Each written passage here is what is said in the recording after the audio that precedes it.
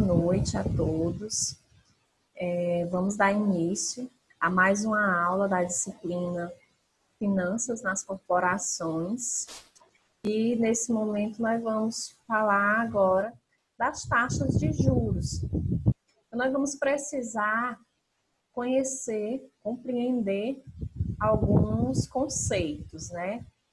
Para que a gente possa ampliar ainda mais o nosso conhecimento a respeito de investimentos.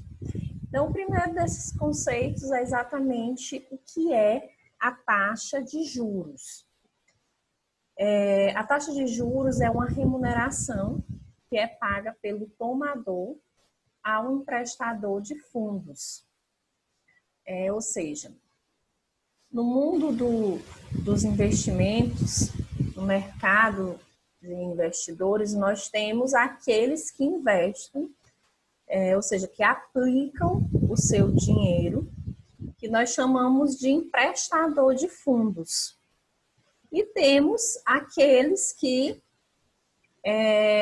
tomam esses fundos, ou seja, essa relação aí de troca, ela pode acontecer entre pessoas físicas, né, investidor, e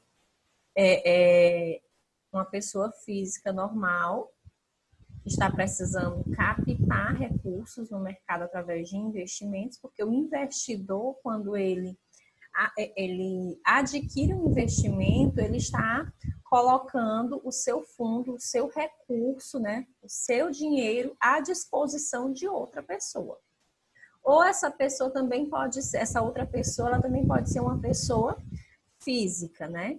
Então, no nosso caso aqui, como a nossa disciplina é voltada para as corporações, nós estamos retratando mais uma situação entre pessoa física, que é o investidor, e pessoa jurídica, que é a empresa, onde a pessoa física é o investidor e a empresa é a investida.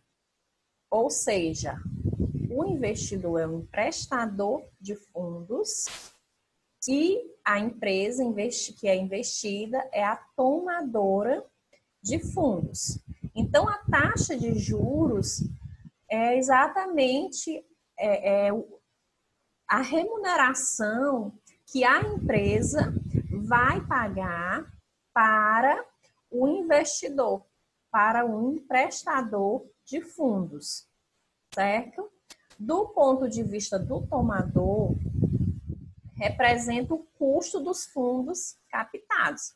Ou seja, a empresa, que é a tomadora de fundos, né? Ela sabe que vai se utilizar de um recurso que pertence a uma outra pessoa e que ela vai ter um custo por isso. Ou seja, ela vai pegar aquele capital X, mas ela sabe que enquanto ela estiver utilizando, ela vai ter que estar pagando juros a esse emprestador, certo? Então, ela sabe que ao final ela vai ter um custo que representa o capital, que foi o valor que ela pegou de fato com esse emprestador ou com esse investidor, mais os juros, certo? Outro conceito importante que nós devemos ter conhecimento são os retornos requeridos. Os retornos requeridos, eles estão relacionados com o custo dos fundos obtidos com a venda de direitos de propriedade. O que pode ser um exemplo de retorno requerido? A venda, por exemplo, de ações. Ou seja, a empresa ela vai ser tomadora de recursos e o investidor vai ser o emprestador. Só que nessa relação aí de troca, ela vai ter um retorno requerido, ou seja, ela vai ter aí uma negociação envolvendo um ativo patrimonial, né? Que é, nesse caso, a ação. Que essa ação, ela representa o quê? Uma participação que esse investidor, ele vai ter no capital dessa empresa. Então, ela vai ter um custo, né, de fundos através da venda dessa ação, da venda dessa propriedade, certo? Porque esse emprestador agora, ou esse investidor, agora ele vai fazer parte, né, da carteira de sócios dessa empresa. Ela expressa, o retorno requerido expressa o nível de retorno esperado pelo fornecedor dos fundos. Qual vai ser o retorno esperado, gente, por esse fornecedor de fundos? Se ele está recebendo em troca do seu recurso um bem patrimonial, ou seja, as ações dessa empresa, então o retorno esperado vai ser o valor dessa ação no mercado, porque nós sabemos que as ações, elas têm um valor no mercado, né, de acordo com a situação dessa empresa. Se é uma empresa que está apresentando bons resultados, que está apresentando lucratividade nos últimos anos, está em crescimento. Então, ela com certeza ela tem uma ação valorizada nesse mercado, ela já tem um valor respectivo de conhecimento dos investidores naquele mercado. Então, esse valor já é conhecido e vai ser determinado como sendo o retorno requerido desse fornecedor, que é o retorno esperado por ele. Ok? Nós temos também um outro conceito, que são as preferências por liquidez. O que é essa preferência por liquidez? Nós sabemos que nós temos investidores, né, que observam muito a questão de um prazo menor, ou seja, um prazo mais curto, títulos que tenham um prazo mais curto. Por quê? Porque esse prazo determina o resgate desse título, o resgate do capital que o investidor aplicou. Então, quanto mais curto for esse prazo, quer dizer que menor vai ser o tempo que eu vou ficar com esse título e que eu vou, vai representar o tempo em que eu vou poder resgatar esse capital. É a liquidez dele. É aquela ideia que nós temos de balanço patrimonial do grupo do ativo, né? Onde a gente organiza as contas por ordem o grau de liquidez, aquilo que eu posso transformar em dinheiro mais rápido. Então, as preferências por liquidez quer dizer aqueles títulos que têm um prazo mais curto, porque eu vou poder resgatar meu dinheiro de volta mais rápido, né? Então, as preferências gerais dos investidores são por esses tipos de títulos, né? Que têm os prazos mais curtos e que podem ser resgatados mais rápidos no mercado. Taxa de juros real, que é isso. A taxa de juro real, gente, é aquela taxa que equilibra a oferta de poupança e a demanda por fundos para investimento em um mundo perfeito. Quando a gente fala de mundo perfeito, a gente está falando de um mercado sem inflação. Ou seja, a taxa de juros real é aquela taxa de juros que comanda o mercado sem inflação, sem a possibilidade de inflação. Então, por exemplo, se eu aplico um valor X, faço uma aplicação de um valor X e eu ganho lá um percentual de 5% em cima do capital que eu apliquei, essa taxa de juros de 5%, na verdade, ela não é o juros real, Por quê? Porque eu tenho que deduzir dela a inflação. Porque a taxa de juros real é uma taxa de juros como se fosse, digamos assim, líquida, um valor líquido, certo? Então, eu tenho que deduzir a inflação daquele mercado, porque muitas vezes o mercado, ele demonstra que tem uma inflação controlada, mas isso não quer dizer que essa inflação não exista. Então, ela de fato, ela vai existir, ela só está controlada. E aí eu preciso sim deduzi-la dessa taxa de juros que eu ganhei, que eu obtive nos investimentos. Por quê? Por que eu tenho que deduzir essa inflação? Porque a inflação, gente, ela diminui o nosso poder de compra. Então, quanto mais... Por que as coisas aumentam de preço? Por conta da inflação. Então, por mais que eu acho que eu não tenho inflação no mercado, não, ela está controlada, mas se você observar os preços das mercadorias, eles estão subindo, mesmo que de forma ali gradual, uma vez no ano. Então, existe aquela política, né, de controle na inflação. Mas isso não quer dizer que ela não exista, porque se as coisas estão aumentando, é porque existe a inflação. Existe uma redução do nosso poder de compra. Então, existe uma taxa de juros e uma taxa de juros real, certo? Porque, no caso, a taxa de juros real é esse ganho sem a inflação, onde eu tenho que deduzir, onde eu faço a subtração do valor da inflação daquele período que eu investi o capital, certo? Então, no qual os fornecedores e os demandantes de fundos são indiferentes ao prazo dos empréstimos e das aplicações e não possuem uma preferência por liquidez. Porque eles não possuem uma preferência por liquidez, por quê? Porque o ganho vai ser determinado exatamente pelo tempo.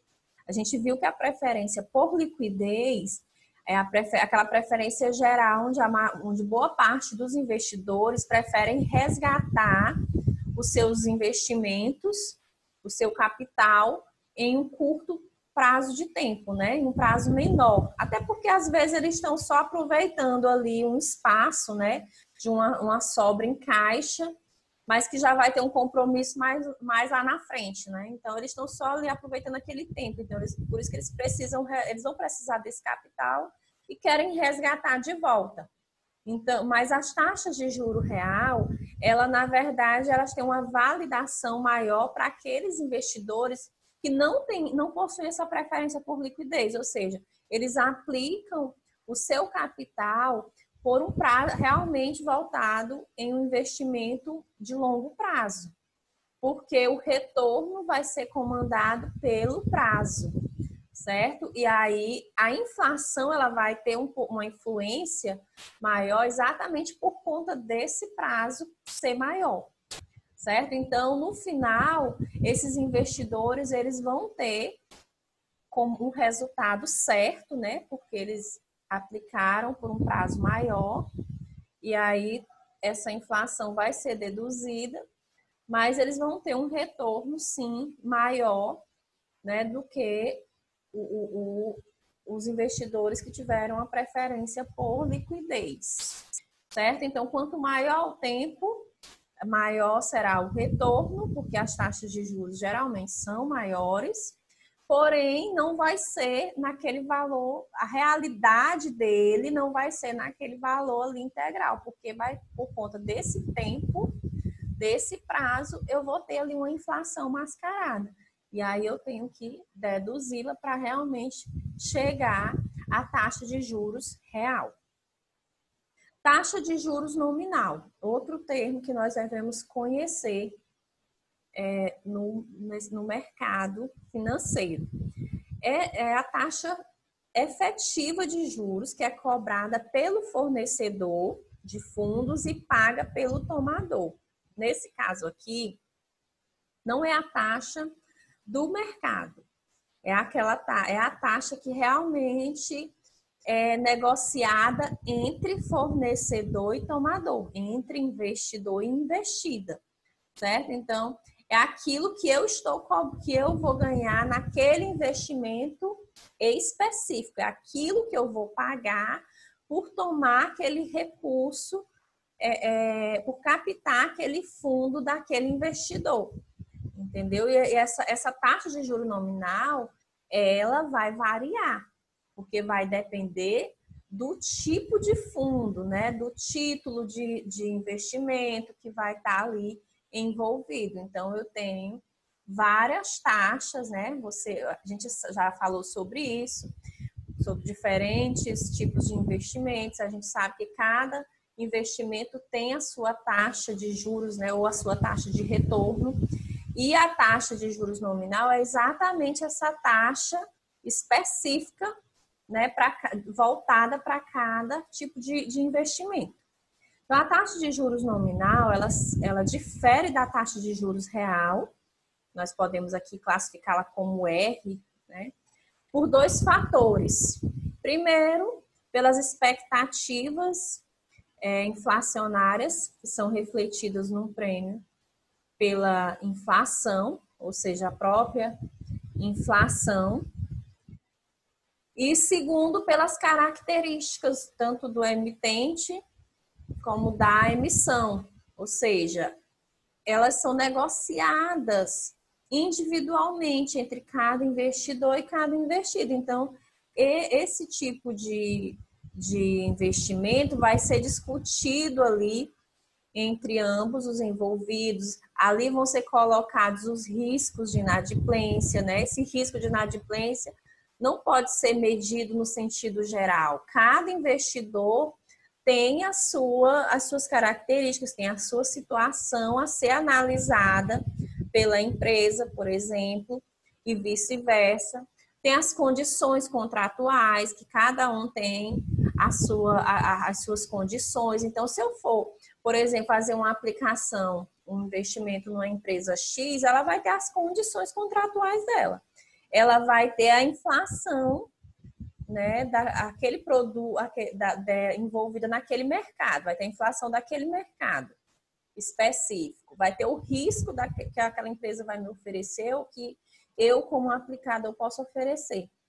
E se eu for investir já na empresa Y, já são outras condições contratuais, já são outros riscos, né, outras inflações, vai depender do produto específico, né? Então, por isso, eu tenho que levar em consideração esses dois fatores no momento de fazer um investimento, certo? Porque eles vão se diferir, né? Eu tenho várias opções e eles vão se diferir tanto na questão inflacionária, que vai ser diferente, como na questão de características, né, de riscos, de condições de cada investida, né, de cada empresa. Ok? Como que eu faço, então, para calcular essa taxa de juros nominal? Certo? Ela pode ser encarada aí como a soma de dois componentes básicos, que é o retorno. Deixa eu voltar aqui para me marcar para vocês. Só um minuto aqui, ó. Entre a taxa de retorno livre de risco, que nós chamamos aqui de R.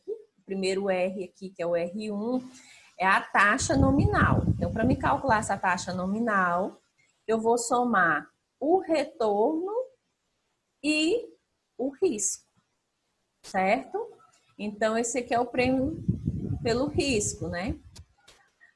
Eu posso ainda simplificar, e aí eu quero saber o retorno desse investimento, dessa aplicação. Aí vai ser o quê? Vai ser a taxa nominal, né, de juros nominal, menos esse IP, que é o prêmio de inflação, que é a inflação daquele mercado, certo? Então, eu posso simplificá-la. Mas vamos observar isso aqui no exemplo mais prático, para a gente compreender melhor.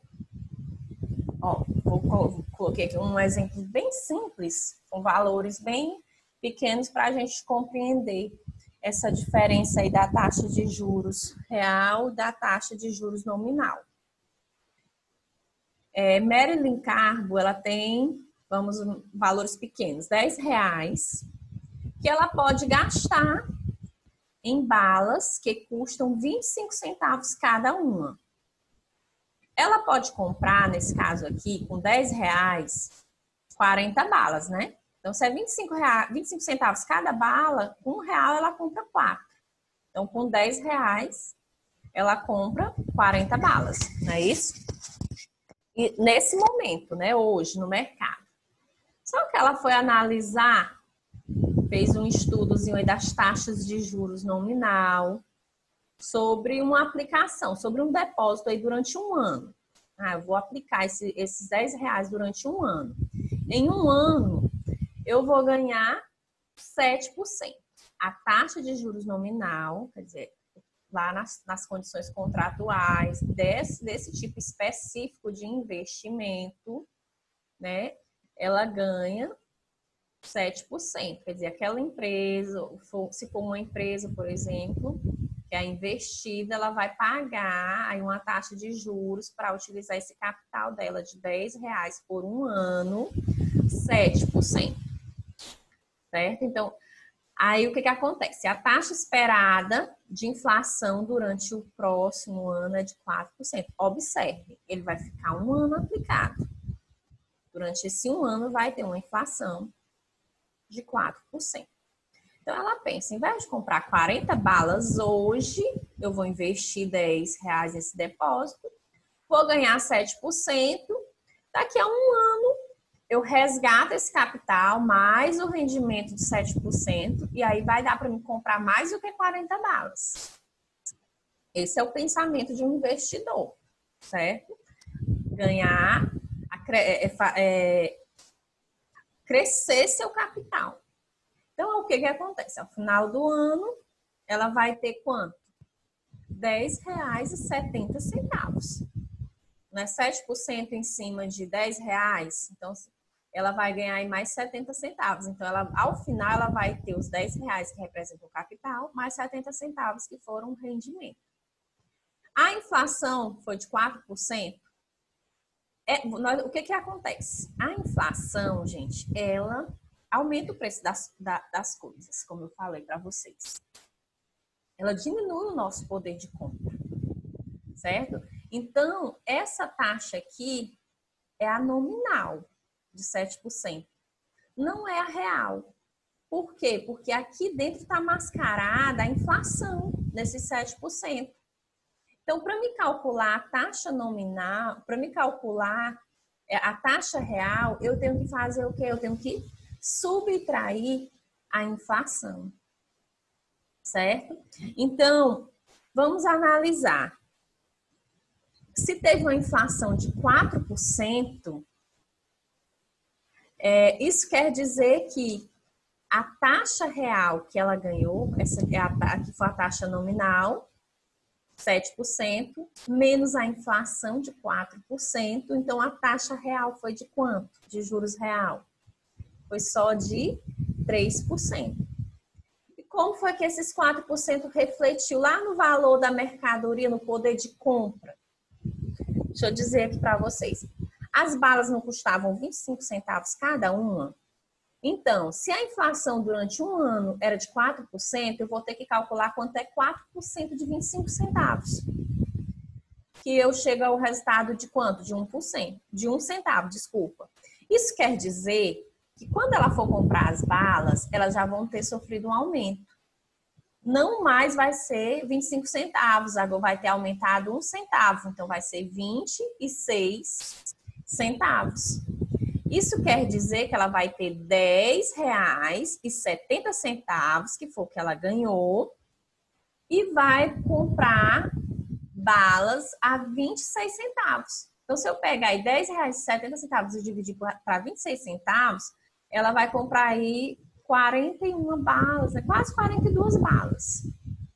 Ou seja, mas foi bom? Foi? Ela teve um ganho? Teve.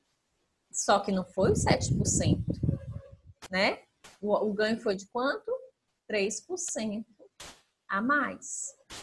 Né? Ó, na época ela ia comprar 40 balas e agora ela comprou 41,2. Então ela teve aí um ganho aí de 1,03. Ela comprou aí mais de uma bala, né? Bem simbólico, né? Valor bem pequeno, só para compreender. Mas ela ganhou, como se ela tivesse ganho uma bala a mais, quase 2 balas.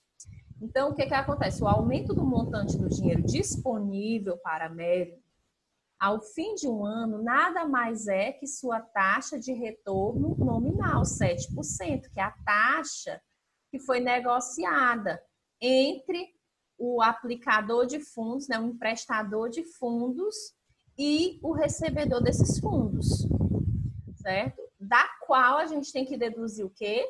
A inflação, que era 4% do período. E aí nós obtemos a taxa de retorno real, que é de 3%, que é o equilíbrio, em um mundo perfeito, como nós vimos, né?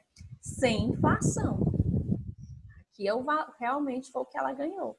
Assim, o aumento do poder de compra de Marilyn corresponde à sua taxa de retorno real de 3%. Então, acredito que nesse exemplo deu para ficar mais claro como que eu calculo essa taxa de retorno nominal e a real, né? Então, se eu quero calcular o retorno nominal, eu sei que eu vou ter que pegar o retorno real, né? O retorno sem riscos, quer dizer, sem inflação, e vou ter que somar com a inflação. Aí eu encontro o retorno nominal, né? Então, e se eu quero encontrar o retorno real, eu faço o contrário. Eu vou pegar nominal, que é 7%, e vou subtrair a inflação de 4% e eu encontro a taxa real, certo? De 3%. Ok? Além dessa questão das taxas de juros, eu preciso saber sobre as estruturas, né? A estrutura temporal dessas taxas. Primeiro, o que é essa estrutura temporal das taxas de juros? É exatamente essa relação entre a taxa de juros ou a taxa de retorno, né? Porque para um representa os juros. Para quem vai pagar é os juros, né? Para quem vai receber é o retorno. Então, para o investidor é o retorno. Para a empresa investida que está captando recursos, é a taxa de juros. Então, a estrutura temporal é exatamente a relação entre a taxa de juros e o prazo de vencimento. Então, qual é, por exemplo, nessa situação anterior, do exemplo que nós calculamos, qual era a taxa de juro? 7%. Qual era o prazo? Era 1 ano, 12 meses. Então, a estrutura temporal vai ser a relação entre esses 7% e esses 12 meses. Ou seja, vai ser a divisão da taxa de juros pelo prazo, certo? Só que nesse caso, esse 7% era ao ano, né? Então, 7 dividido por 1, que representa 1 ano. Agora, se a taxa de juros fosse ao mês, aí a gente dividiria pelo prazo em mês. O prazo seria em mês. Dentro dessa estrutura temporal de taxas de juros, eu preciso não só saber fazer esse cálculo, né, dessa relação, mas eu preciso compreender as curvas de rendimento desses retornos ou dessas taxas de juros. Eu preciso compreender que eu vou fazer um cálculo, mas ao final eu vou representar graficamente, né, essa curva de rendimento. Pronto, nesse momento agora de pandemia, vocês acredito que estão acompanhando aí é o Ministério da Saúde, sempre falando das curvas, né, dos gráficos, né, momento de pico, essas coisas todas. Então, é baseado numa representação gráfica, né, do momento para tentar encontrar aquele momento de ápice, né? Então, aqui é a mesma situação. Essas curvas de rendimento, elas representam o ápice desse investimento, onde vai ser demonstrado graficamente o rendimento desse investimento, relacionando aí a taxa de juros com o tempo do investimento, certo? Então, eu preciso, antes de falar dessa curva de rendimento, eu preciso entender também que eu tenho rendimentos até o vencimento. Que eu preciso saber qual vai ser o retorno anual, né? Por exemplo, que eu vou obter sobre uma obrigação de uma dívida que foi comprada numa determinada data e eu vou mantê-la até o seu vencimento. Então, eu tenho que saber qual vai ser o rendimento dessa data que eu comprei esse investimento, essa dívida, que eu comprei essa dívida, até a data do resgate pelo investidor. Por que a gente coloca aqui como uma obrigação de dívida comprada? Né? Porque se eu como empresa, um exemplo, né? Como empresa, eu estou fazendo uma negociação com o investidor, esse investidor vai aplicar o seu capital nessa empresa, então eu vou trabalhar com esse capital, eu estou comprando uma dívida com ele. Por quê? Porque eu vou ficar me utilizando de um dinheiro que não é meu, que pertence a um investidor. E eu tenho um compromisso com ele, uma obrigação, não só de devolver o principal, mas também de devolver, de pagar uma remuneração para ele, de pagar juros por utilizar o capital dele. Certo? Então, é exatamente isso que eu tenho que analisar, que esse dinheiro não é meu, certo?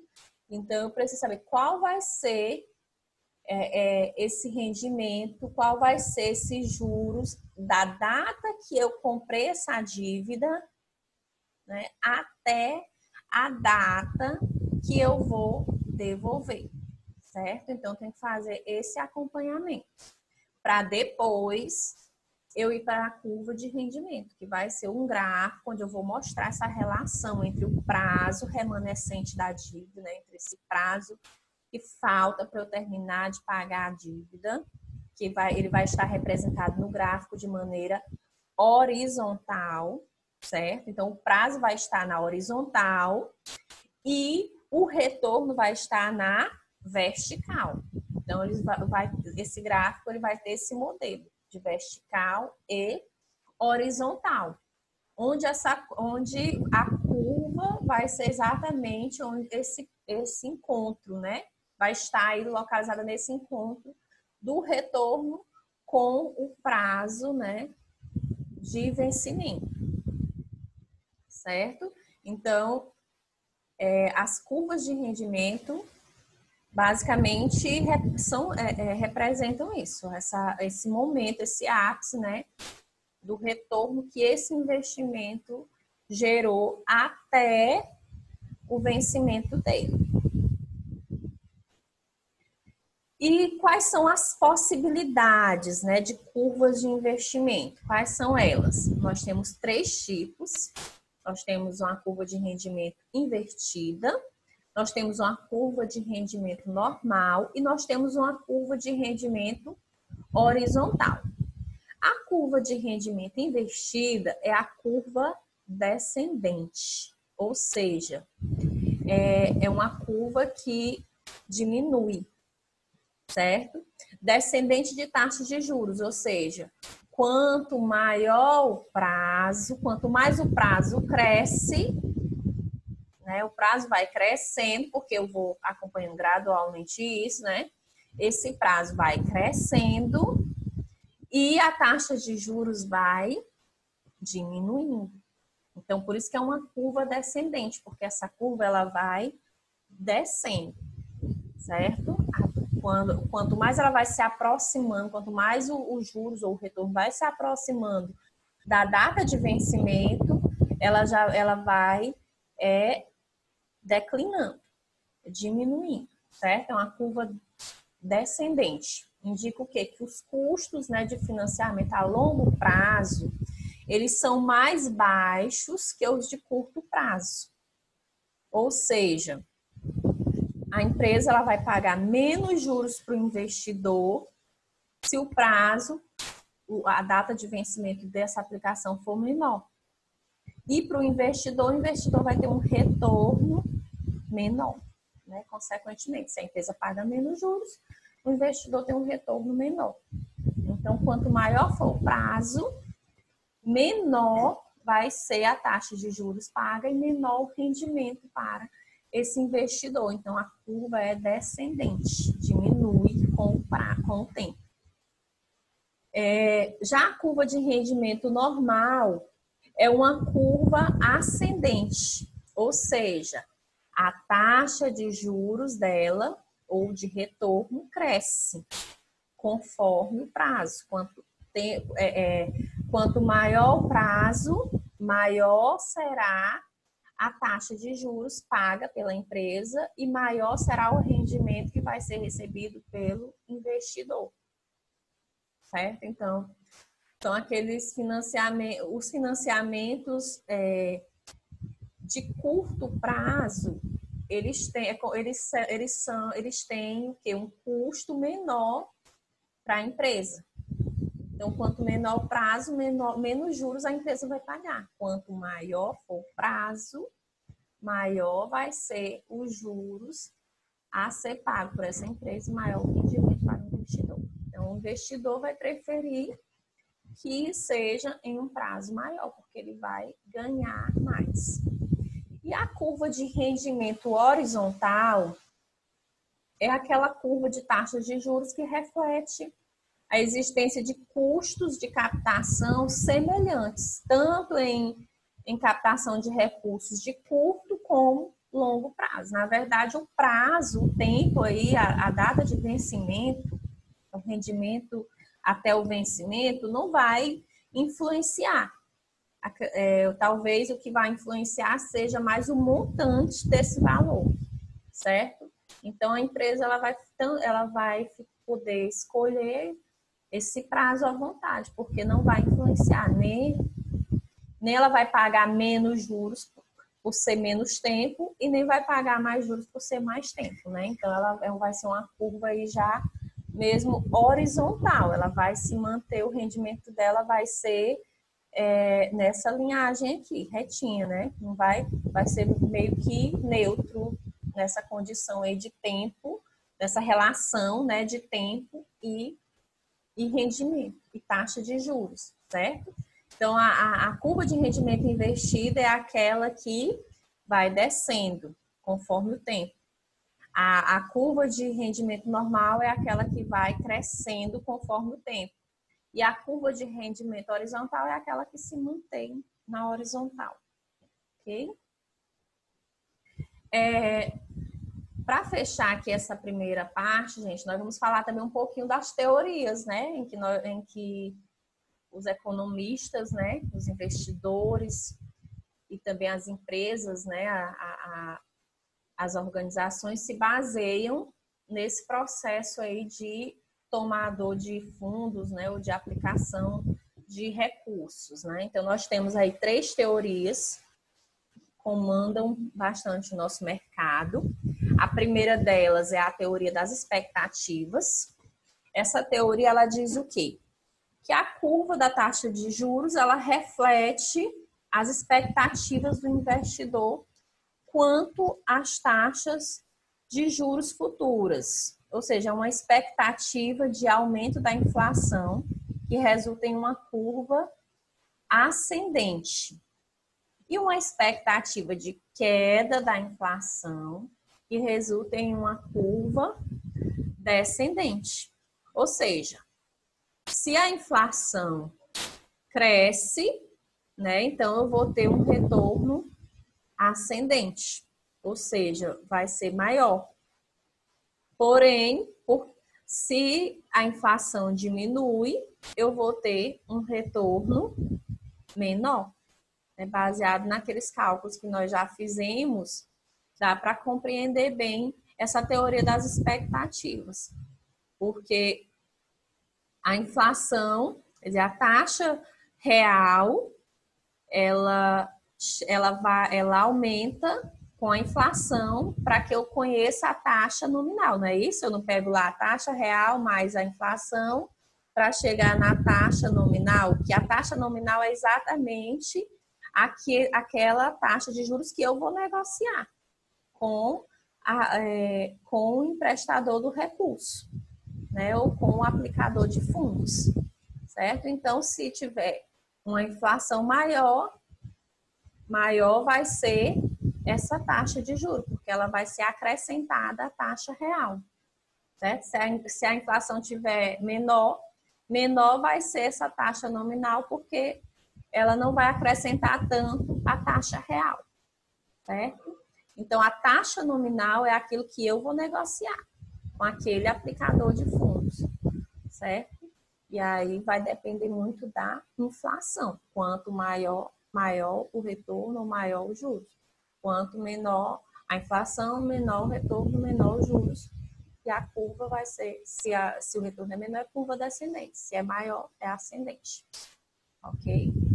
A segunda teoria é a teoria da preferência por liquidez. Essa teoria que ela sugere que para qualquer emitente de títulos, as taxas de juros de longo prazo, elas tendem a ser as mais altas, se as de, tendem a ter juros mais altos do que as de curto prazo, né? Isso aqui, eu acho que todos nós temos essa noção, quando até mesmo você vai financiar alguma coisa, quanto maior o prazo, maior é a taxa de juros que você paga, né, lá no final todo, né, porque essa taxa de juros geralmente ela é mensal, certo? Então, os títulos de longo prazo, eles têm o quê? Uma menor liquidez, e são mais sensíveis às variações gerais das taxas de juros, certo? Agora, os tomadores, eles estão dispostos a pagar taxas de juros mais altas para obter financiamentos de longo prazo. Até por conta do montante, né, que é maior, muitas vezes. Isso faz com que a curva da taxa de juros seja ascendente, certo? Então, a maioria, né, das empresas, quando elas vão captar recursos, elas fazem essa relação da taxa de juros com o tempo nessa perspectiva, tendo uma preferência por liquidez, né? Então, aquilo que eu captar em menos tempo, eu tenho que devolver em menos tempo também, porque eu vou ter que transformá-lo em aquele ativo, por exemplo, no caso de uma ação, eu vou ter que vender o mais rápido possível para poder transformá-la em dinheiro, certo? Então, a preferência aí sempre vai depender do interesse pela liquidez.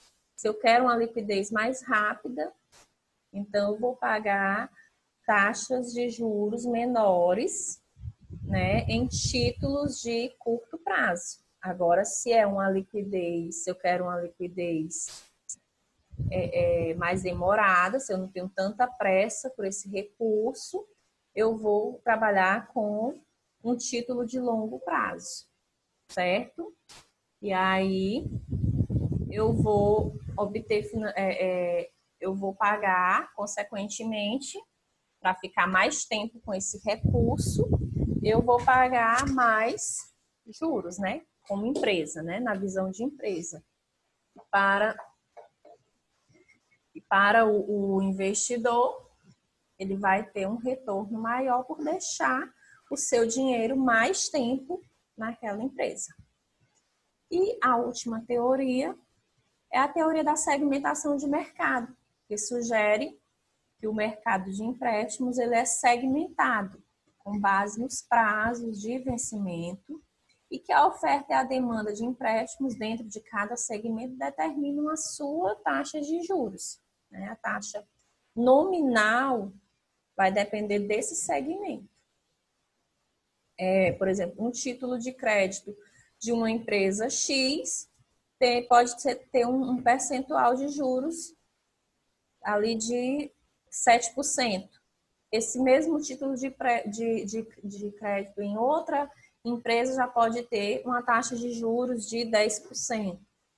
Vai variar, né? De empresa para empresa, vai variar de segmento, de tipo de título de investimento. A gente tem várias opções e cada título, né, de aplicação financeira, ele traz um retorno diferente, ele tem uma taxa de juros diferente, quer dizer, isso é referente ao que? A segmentação de mercado. O mercado ele não é composto só por um tipo de produto, ele tem vários produtos, ele tem vários tipos de investidores, tem vários tipos de interesse de empresas, né, de captação de fundos, várias maneiras as empresas têm de captar recursos.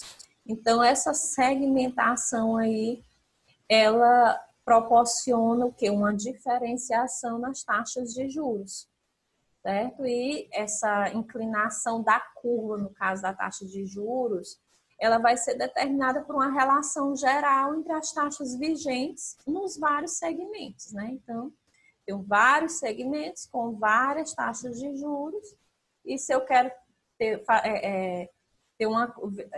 representar graficamente essa relação aí desses segmentos, eu vou trabalhar com uma curva baseada aí numa relação geral, né? Numa média desses segmentos, certo? Mas essa taxa de juros, ela não é única, certo? Vai depender do segmento, ok?